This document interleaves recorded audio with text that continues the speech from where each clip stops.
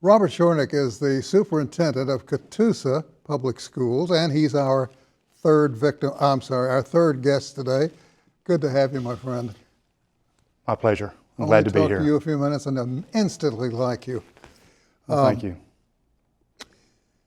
How are the schools in Catoosa? So right now, it's an exciting time at Catoosa Public Schools. Matter of fact, 4 weeks ago, we opened up probably one of the largest elementary schools in Northeast Oklahoma. It's a little bit over 100,000 square feet.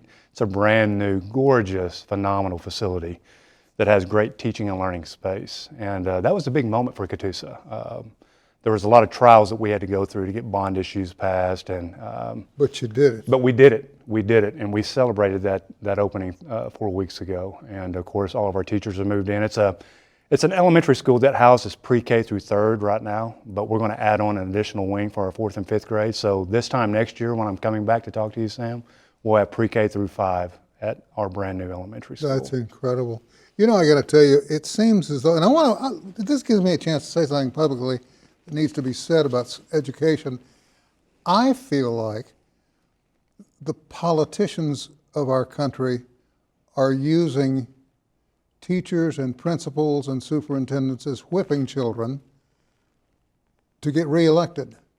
And I don't think it's fair. Well, you know, you and I had this brief conversation prior to this interview, and I'm just, you know, for me, I can summarize it into one phrase.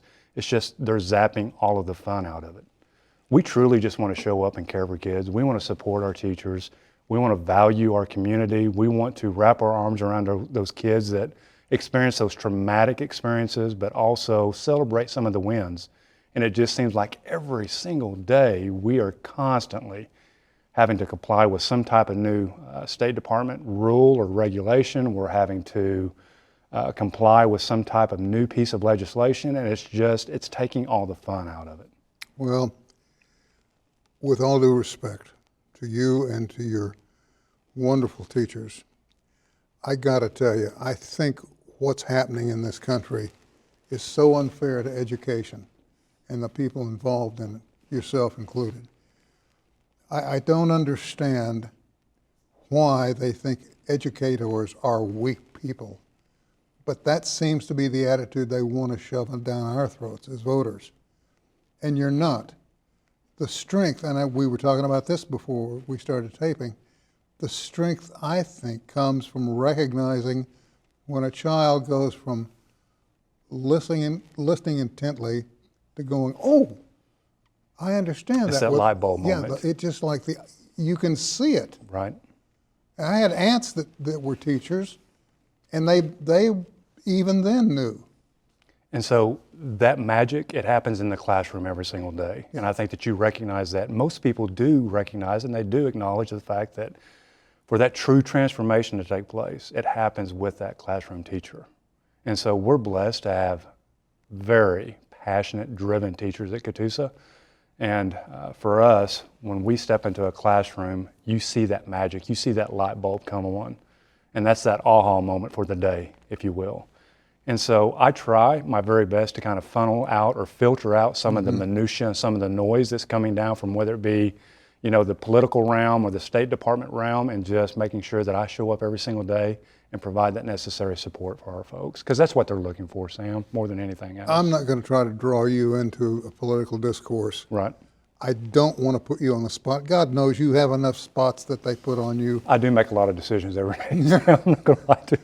A lot of times, my wife and I were watching the local news the other night, and I was struck by the fact of here we go again. They're after education, and it's not a matter of let's improve education. It's a matter of I need to use education as a springboard to this office. Right. You're spot on. And so for us, I think sometimes they miss the boat. And let me explain a little bit more. Some of our kids are not a test score, and I think that you recognize that and you see that and you've acknowledged that. They are not a test score.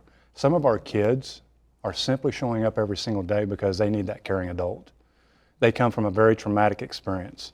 And so for us personally, it's like the challenge or the mission for us is to make sure that we provide that necessary support for them to be successful, whether it be academically, athletically, activity-wise, maybe in the arts, maybe some type of career path or career opportunity. That is our main goal. It's not a test score. It's truly not that test score that we're looking for. Now, are we judged? Are we evaluated? Are we, again, just evaluated on test scores? We are, Sam. But for us, it's like the light at the end of the tunnel for us is, what are they going to do when they graduate Catoosa High School? You know, is it that college path? Is it that career path? Is it that military path? Did we provide the opportunities as a school district to our kids to explore and to get to roll up their sleeves and get their hands dirty, if you will, in regards to something that they're passionate and they're hungry about? And you're trying to do that. That And is you're our trying goal. to do that in light of political discourse that does Yes. absolutely no good. None Exactly. whatsoever. Hey, we're out of time. Will you Okay. come back? Absolutely. Anytime. I'd love to have you back. Anytime. In fact, I'd love to come down and go through the new facility. Absolutely. So I'm going to take you up on that. Please come by anytime. Thank you very much for taking time to visit with us. Thank you. We're all out of time. Thank you for being a part of it, and we'll see you back here next week.